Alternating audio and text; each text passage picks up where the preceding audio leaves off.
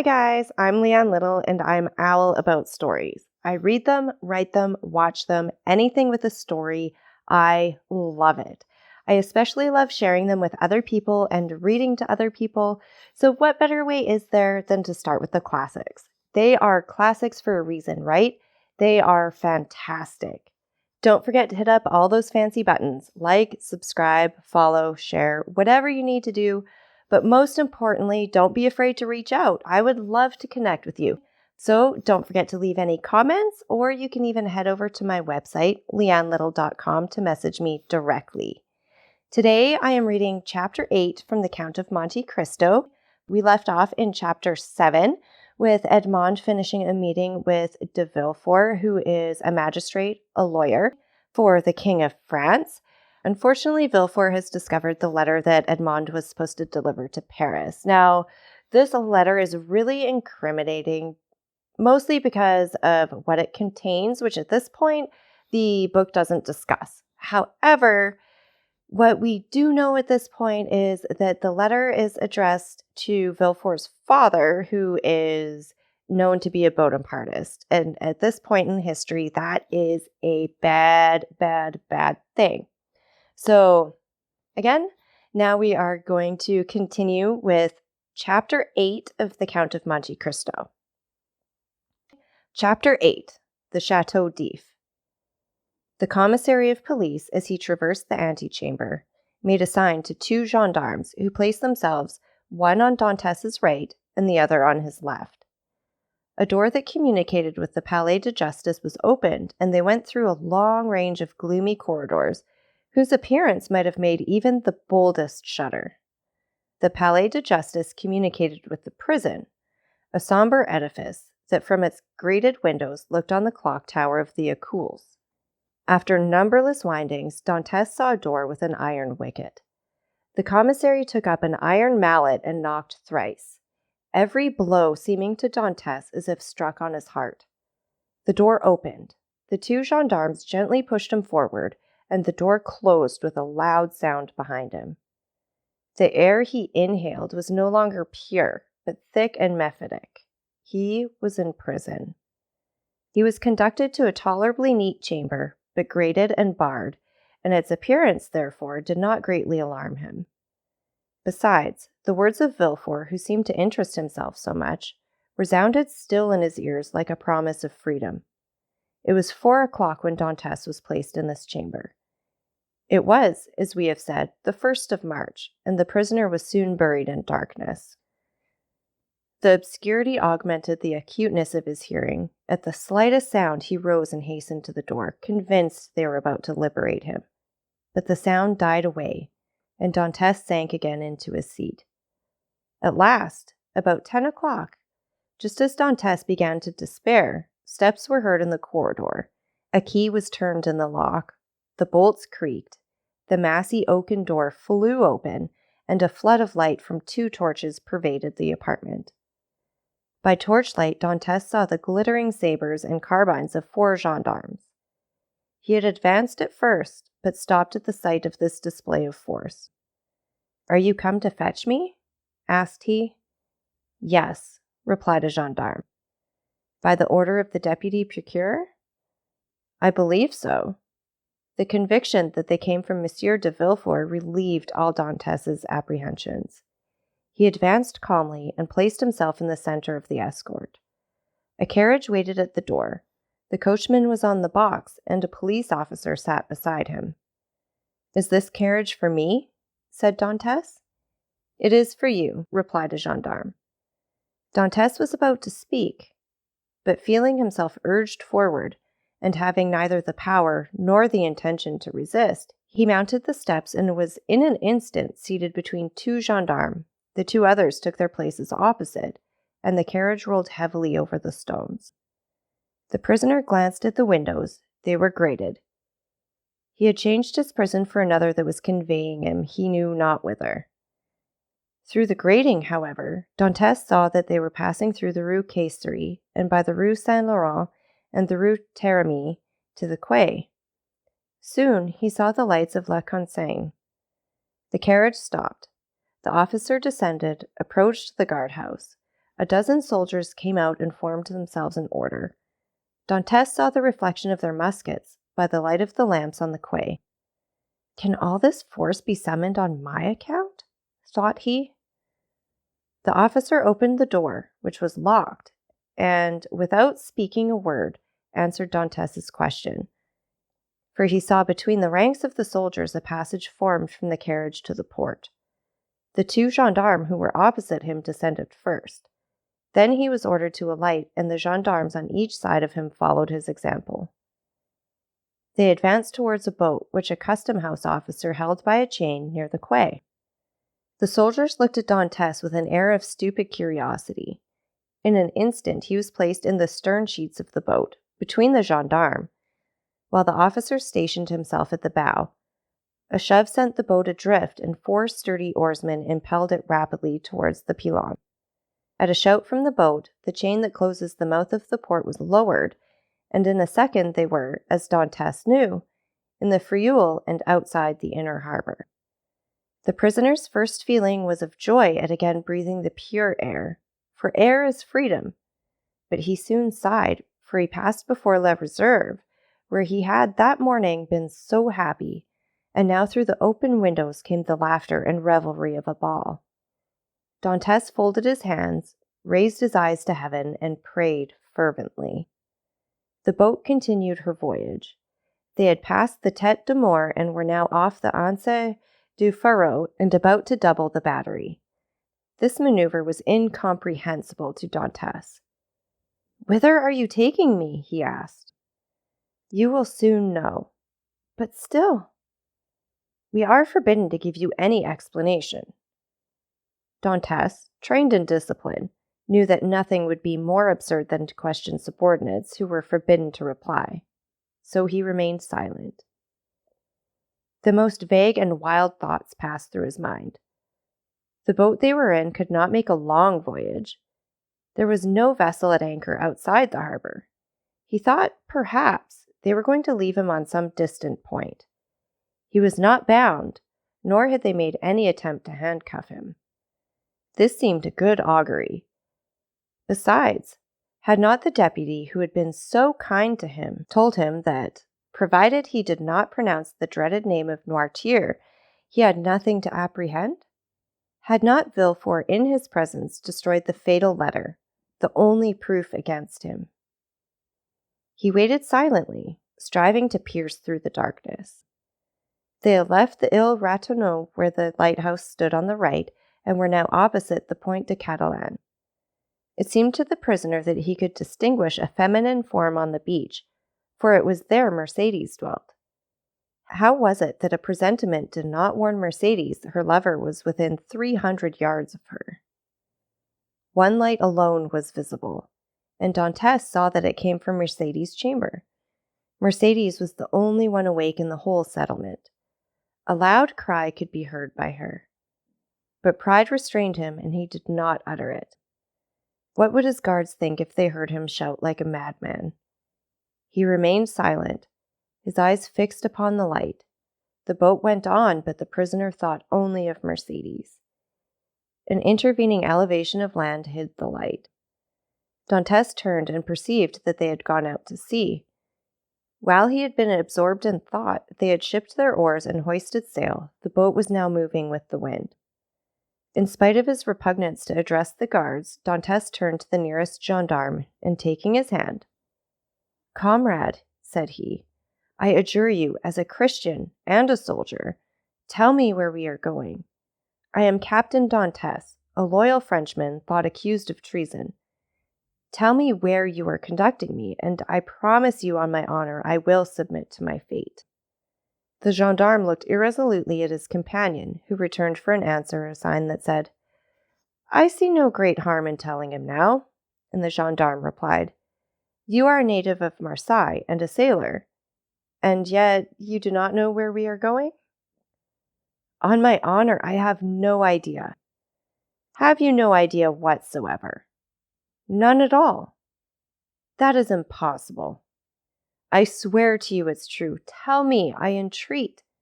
"But my orders—" "Your orders do not forbid your telling me what I must know in 10 minutes, in half an hour, or an hour. You see I cannot escape even if I intended.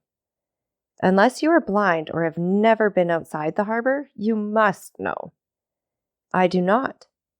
Look round you then. Dantes rose and looked forward. When he saw rise within 100 yards of him the black and frowning rock on which stands the Chateau d'If.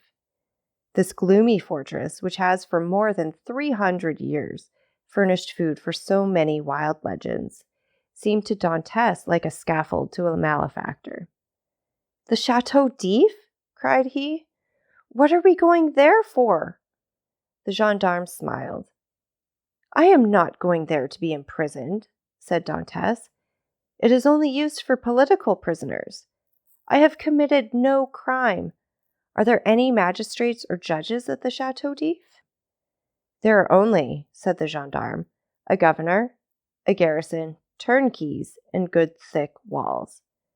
Come, come, do not look so astonished, or you will make me think you're laughing at me in return for my good nature." Dantes pressed the gendarme's hand as though he would crush it. "You think, then," said he, "that I am taken to the Chateau d'If to be imprisoned there?" "It is probable, but there is no occasion to squeeze so hard." "Without any inquiry, without any formality." "All the formalities have gone through. The inquiry is already made." "And so, in spite of Monsieur de Villefort's promises?" "I do not know what Monsieur de Villefort promised you," said the gendarme, "but I know we are taking you to the Chateau d'If." "But what are you doing? Help, comrades, help!" By a rapid movement which the gendarme's practiced eye had perceived, Dantes sprang forward to precipitate himself into the sea, but four vigorous arms seized him as his feet quitted the bottom of the boat. He fell back, cursing with rage. "Good," said the gendarme, placing his knee on his chest. "This is the way you will keep your word as a sailor. Believe soft-spoken gentlemen again. Hark ye, my friend, I have disobeyed my first order, but I will not disobey the second. And if you move, I will blow your brains out." And he leveled his carbine at Dantes, who felt the muzzle against his temple. For a moment, the idea of struggling crossed his mind, and of so ending the unexpected evil that had overtaken him, but bethought him of Monsieur de Villefort's promise, and besides, death in a boat from the hand of a gendarme seemed too terrible. He remained motionless, but gnashing his teeth and wringing his hands with fury. At this moment, the boat came to a landing with a violent shock. One of the sailors leaped on shore, a cord creaked as it ran through a pulley, and Dantes guessed they were at the end of the voyage, and that they were mooring the boat. His guards, taking him by the arms and coat collar, forced him to rise and dragged him towards the steps that lead to the gate of the fortress, while the police officer carrying a musket with fixed bayonet followed behind. Dantes made no resistance. He was like a man in a dream. He saw soldiers drawn up on the embankment. He knew vaguely he was ascending a flight of steps. He was conscious that he passed through a door, and that the door closed behind him. But all this indistinctly as through a mist. He did not even see the ocean, that terrible barrier against freedom which the prisoners look upon with utter despair. They halted for a minute, during which he strove to collect his thoughts. He looked around. He was in a court surrounded by high walls. He heard the measured tread of sentinels, and as they passed before the light, he saw the barrels of their muskets shine. They waited upwards of 10 minutes. Certain Dantes could not escape, the gendarme released him. They seemed awaiting orders. The orders came. "Where is the prisoner?" said a voice. "Here," replied the gendarme. "Let him follow me. I will take him to his cell." "Go," said the gendarme, thrusting Dantes forward. The prisoner followed his guide, who led him into a room almost underground, whose bare and reeking walls seemed as though impregnated with tears. A lamp placed on a stool illumined the apartment faintly, and showed Dantes the features of his conductor, an under-jailer, ill-clothed and of sullen appearance. "Here is your chamber for tonight," said he. "It is late, and the governor is asleep. Tomorrow, perhaps, he may change you. In the meantime, there is bread, water, and fresh straw, and that is all a prisoner can wish for. Good night." and before Dantes could open his mouth, before he had noticed where the jailer placed his bread or water, before he had glanced towards the corner where the straw was, the jailer disappeared, taking with him the lamp and closing the door, leaving stamped upon the prisoner's mind the dim reflection of the dripping walls of his dungeon. Dantes was alone in the darkness and in silence, cold as the shadows that he felt breath on his burning forehead. With the first dawn of day, the jailer returned with orders to leave Dantes where he was. He found the prisoner in the same position as if fixed there, his eyes swollen with weeping. He had passed the night standing and without sleep. The jailer advanced. Dantes appeared not to perceive him. He touched him on the shoulder. Edmond started. "Have you not slept?" said the jailer. "I do not know," replied Dantes. The jailer stared. "Are you hungry?" continued he. "I do not know." "Do you wish for anything?" "I wish to see the governor." The jailer shrugged his shoulders and left the chamber. Dantes followed him with his eyes and stretched forth his hands toward the open door, but the door closed. All his emotion then burst forth. He cast himself on the ground, weeping bitterly, and asked himself what crime he had committed that he was thus punished. The day passed thus. He scarcely tasted food, but walked round and round the cell like a wild beast in his cage. One thought in particular tormented him, namely, that during his journey hither he had sat so still, whereas he might, 12 times, have plunged into the sea, and, thanks to his powers of swimming, for which he was famous, have gained the shore, concealed himself until the arrival of a Genoese or Spanish vessel, escaped to Spain or Italy, where Mercedes and his father could have joined him. He had no fears as to how he should live. Good seamen are welcome everywhere. He spoke Italian like a Tuscan, and Spanish like a Castilian.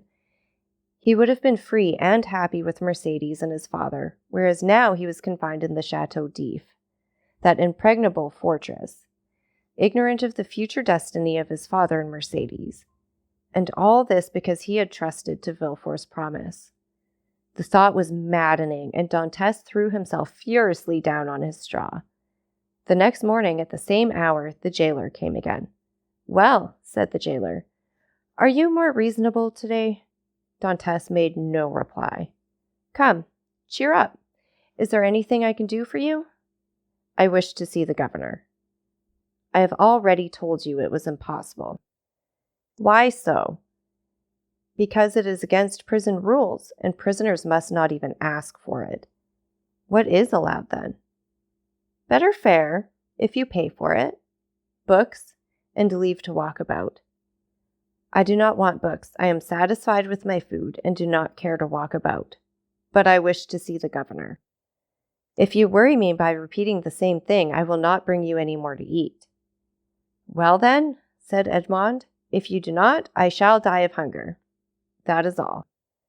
The jailer saw by his tone that he would be happy to die, and as every prisoner is worth 10 sous a day to his jailer, he replied in a more subdued tone.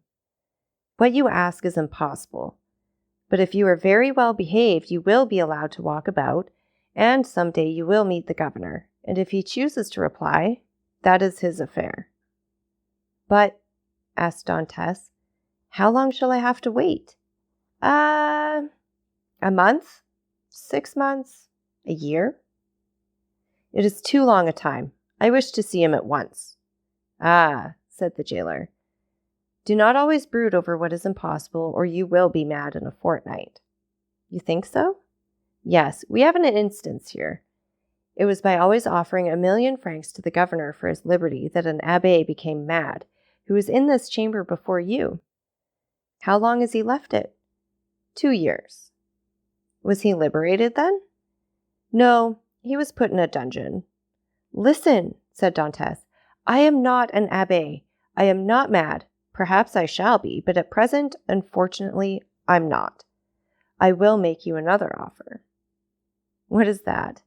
"I do not offer you 1,000,000, because I have it not. But I will give you 100 crowns if, the first time you go to Marseille, you will seek out a young girl named Mercedes at the Catalans and give her 2 lines from me." If I took them and were detected, I should lose my place, which is worth 2,000 francs a year, so that I should be a great fool to run such a risk for 300. Well, said Dantès, mark this. If you refuse at least to tell Mercédès I am here, I will some day hide myself behind the door, and when you enter, I will dash out your brains with this stool. Threats, cried the jailer, retreating and putting himself on the defensive. You are certainly going mad. The abbé began like you, and in 3 days you will be like him, mad enough to tie up, but fortunately, there's dungeons here. Dantès whirled the stool round his head. All right, said the jailer. All right, since you will have it so. I will send word to the governor. Very well, returned Dantès, dropping the stool and sitting on it as if he were in reality mad. The jailer went out and returned in an instant with a corporal and 4 soldiers. By the governor's orders, said he, conduct the prisoner to the tier beneath. To the dungeon, then, said the corporal. Yes, we must put the madman with the madmen. The soldiers seized Dantès, who followed passively. He descended 15 steps, and the door of the dungeon was opened, and he was thrust in. The door closed, and Dantès advanced with outstretched hands until he touched the wall. Then he sat down in the corner until his eyes became adjusted to the darkness. The jailer was right. Dantès wanted but little of being utterly mad. Okay, so that is all for that chapter. Thank you so much for spending your time with me. So again, take a minute to hit all those buttons and share this as much as you would like. Don't forget that I do love hearing from you, so leave me as many comments as you wish. And you can also visit my website for more content as well. Remember, it's Owl about the story. Have a great day, guys.